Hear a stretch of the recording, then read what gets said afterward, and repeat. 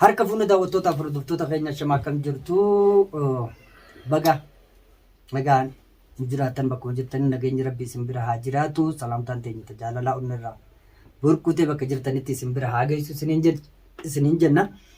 Egaa irrallee deebinee jirra, dubbuma sanirra jirra. Ara dubbiin nama hunda fuulli ifaatii nulleen ifnee jirra. Arafee waliin jirra gama bultii isaa galchutti.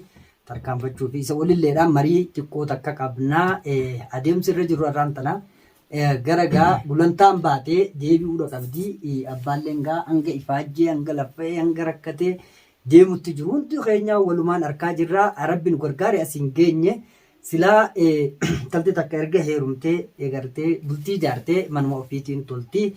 Egaa amaloonni gartee as keessatti dogoggoroonni arrabaa fi ilkeen waluma dhabaa dhufu gartee ilmuma namaa kan jirutu fita. Rabbi nu dandeessisee gama xumurattiin deemaati jirra. Isinis bakka jirtanii du'aayii nu godhaa nu jajjabeessaa isiniin jenna. Amma xumuraa sagantaa keenyatti in faana tura. Har'a marii irra jirru marii akkaataa gulantaa fi irratti deebisuu bultii fi keessatti deebisuuti isirra jirra. Arafee waliin xiqqoo marii gabaabduu naa fi arafee manguddoo keenya hundee waliin qabnaa nu hordofaa isiniin jenna.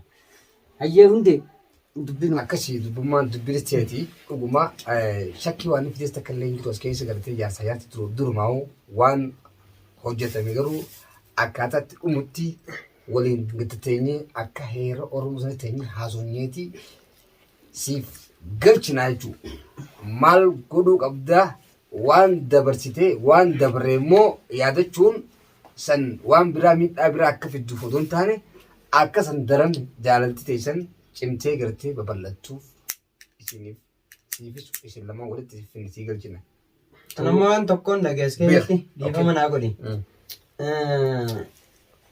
Amma gaagguunii fi miidhaa jettu miidhaadha sitti mattee moo rakkoo sitti mattee moo maali jechuu barbaadeeti? Laal maal beektaa namni hogguu aaree dhugaadha waan hojjetamerraa jechuudha. Amma mana walitti hin galchuu deemu waan ta'eef nama manatti hoggoo fidu aarota hangatu addaan tuustanii gartee qilleensa irratti waa hedduu dhiiraa wajjii garte kana yoo si dhagaamee lubbuu namaatii sheexaanaa akka fannoo godhaa. Wanti anis shakkii tokko irraa hin qabnu. Hogguu galuudhaaf naaf isiin dhuguma shakkii walirraa hin qabnu haadha manaatiif abbaa manaati. Manguddichi immoo maal jee isiin gaasotaa itti himattee na fakkaata akkasii. Dhugaarra jirra. Dhugaa walitti himuunis dirqama qabna jechuudha. Dhaloonni yeroo walitti dhufe immoo dhugaa waliin himee walitti himeeti danda'u wal qabachuu si galee dadhabu immoo rabbitti kadhachuullee jiraachuu danda'a jechuudha. Nu har'aan tana bakki irra jirru dhugaarra jirra. Haasa irra jirus haasa bultii baate rakkoo keessa turte daadarkaa keessa turte ati mataan kee ni beekta bakka tana keessa lallaafume yoo daadarkaa keessa turtan san yaadachuu baattani bakka irra geenye tanattis rabbi hamdii galchuu waan dandeenyu beekaa nuti ammaas namoota rakkootii taanaa jechuudha. Kanaaf daadarkoota keessa turre san hundaa'uu yaadachaa ammaan tana alhamdulillaahi waa hundumaa karaa tasgabbiitti dhufnee bultii gartee deebisuudha deemna walitti deebisuu deemnaa jechuudha. Rakkoo uumamte san hunda furree jechuudha inshallah saniif deemnaa miire ani kaniin barbaadu yeroo ammaan tanaa keessatti arafee waan isirraa fedhu si hima. Yoo warraan tanaan dhugaa sitti himne anuu nama dharaati akkasitti qabachuu qabdaa jechuudha. Jaarsaa fi jaartii iddoo hijaan hin jiruun sitti himuu fedha jechuudha. Jaarsaa fi jaartii arrabaa fi ilkeen tunuu waliin sooratu garuu maal golgolgu waliin coqolani. Wal coqolan. Garuu eessa addaan dhabu? Gara addaan dhaqanii qaban. Kanaaf jaarsaa fi jaartii iddoo hijaan hin jiru. Dhaloonni illee akkuma arraba kanaatii jechuudha. Isin ammaas dhaloota tokko waan taataniif. Kanaaf wanti ta'e hundi dogoggoraan ta'e dubbii sangaa akka keessa turree hundi keenyaa ni beekta. Alhamdulillah tasgabbii lubbuun namaallee baate har'aan tana gama gulantaa kanatti dhufuuhu dursa rabbiif galata galchuu qabnaa jechuudha. Kanaaf amma booda hamtuullee isinirraa haa qabu.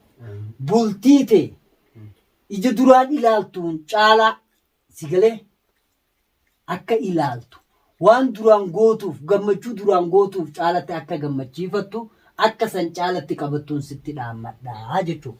Ansii fi isillee naaf ija mirgaa ija bitaatii jechuudha. Isin lachuu dhaloota kiyya. Kanaaf wantiin isinirraa fedhu isinii bultii teessan oweeffatee jaalalaan gartee ka dur caalaa akka namni hawwutti waliin jiraate ilmaan keessa maatii keessan fuula duratti taligaa teessaniin tarkaanfatuun isin barbaadaa jechuudha. Kanaaf ammoo kanarratti atiis nama guddaa aqlii qabu nama waa hundaa beeku jechuudha. Waan amma siikaas irra deddeebi'uun fedhu maaliin jedhe jaarsaa jaartiin iddoo hijaan hin jirtuun siin jedhe. Kanaaf atis nama kana hubatu san caalatti akka waliin jiraattan anilleen amma booda akka duraanillee addaan hin bannu inshaallah waliin jiraanne siin jechuu barbaadeeti. Kana naa qabadhu ammoo taateewwan ta'e isa kaan ammoo tanu qabattu itti deebinee manguddoota waliin fixuullee dandeenya. Ta gulantaadha amma gulantaa sii galchinaa.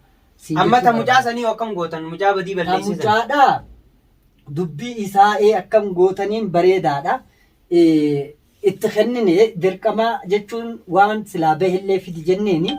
Egaa nama saamaan barbaadan manguddoo tokko akka nama tokkotti isa san eegutti jirra kanama isaatiis. Egaa amma gulantaa kana bakka deebifneeti dubbiin isaa dubbii guddoo dubbii nu qoftiin xumuruu dandeenyu miti. Fuula duraaf xumurra jechuu barbaadeeti. Sababni maali? Dubbiin mucaadhaa keessoon isaa guddoodha.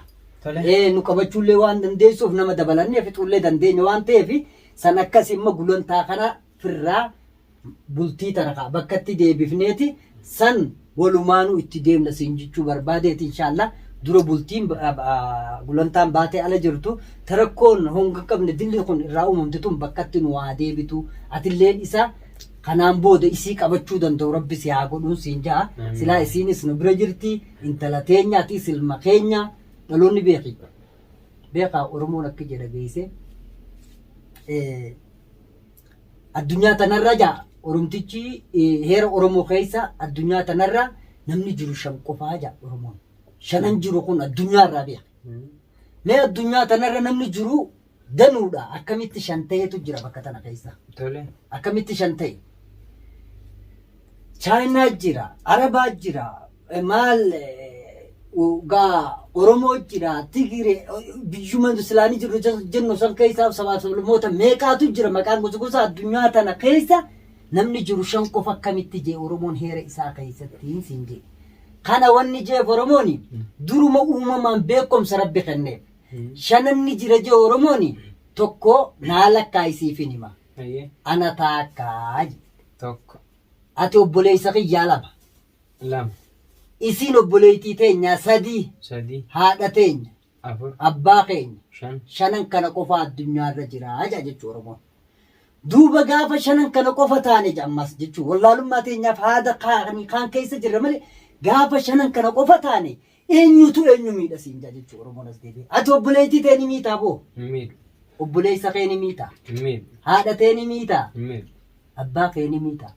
Duuba eenyutu eenyu miidhaa jaa wallaalummaa fi gartee waan namni nu keessa facaafate sheeyxana jennee ka sheeyxana miila baasee deemu ka sharrii dalagu kana faa waliin dogoggora uumaa heera uumaa cabsineetti jirru malee heerri uumaa Oromoon ganamumaanuu qabuu isa kanaa jechuudha. Har'a namni wal miidhaa jiru obboleessaatu obboleettii miidhu jira beeka. Nyaartiin teetii hanga gartee sireerras waliin baanetti obboleessa beeka Oromoon jechuu beeku. Obboleettii ta'ee miidhaare isiis ijessaniin qabattaa jechuudha. Waan wallaalummaan nu fide akka wallaalummaa qabanne ammoo amma booda beekumsaan caallee keessaa bahuurratti tattaafachuu keessattuu barnoota warra keenyaatiin jechuudha. Heerri warra keenyaa kana qaba. Namni wal miidhullee hin jiru kana akkanaa hubattuufin sii kaase. Akka aadaa Oromoottis akka heera Oromoottis isa kanaatu jiraan siin jee. Isiin hanga sireerra si waliin dhufnetti maaliin siin jenne? Amma maaliin siin jee? Obboleettii ta'e ni miitaa? Oromoon akkuma addunyaa tanattuu urjiidhaa beeka. Nullee urjii san isinillee isin haa godhu. Warra bultii ta'e san urjii godhee urgeeffatullee isin haa godhu.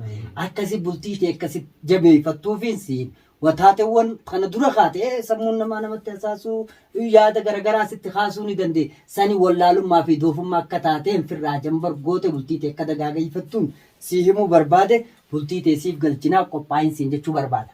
Amma yoom galchinare? Hayyee yoom galchinaa amma haasa'urra jirru kunuu beeki yeroon kaasee waan garaa keessaa qabu. Akkasiif galu akka gartee isinillee daba takka walitti yaadne heera Oromoo keessa seene akkaataa Oromoon qabu hundaa'u si himu shanan obboleewwan haadha hiriyaan abbaa keetii abbaa kee hajaa musallaa hiriyaan obboleettii keetii maal jedhan Obboleettiidha. hiriyaan obboleessa keetii maal jedhan Obboleettii. shanan irreefu si hime kana jechuudha beek kanammoo haadha abbaan keenyallee nu himanii jiran wanniin kana sitti himuufu isii galchuuf marii irra jirutu maal Ishii galchuun. galchuuf yoomii osoo hin taane egaa kan akkana naa quba qabaachuu qabdaa jechuudha. Wanti waan kana hundaa si gorsu jiruu fi isuma sanuu galchuuf. Yoomii kajattu immoo ati qophii gama keetiis jiraachuu qaba. Nu ammoo galchuudhaaf qophiidhaa jechuu yeroo hundaa'u.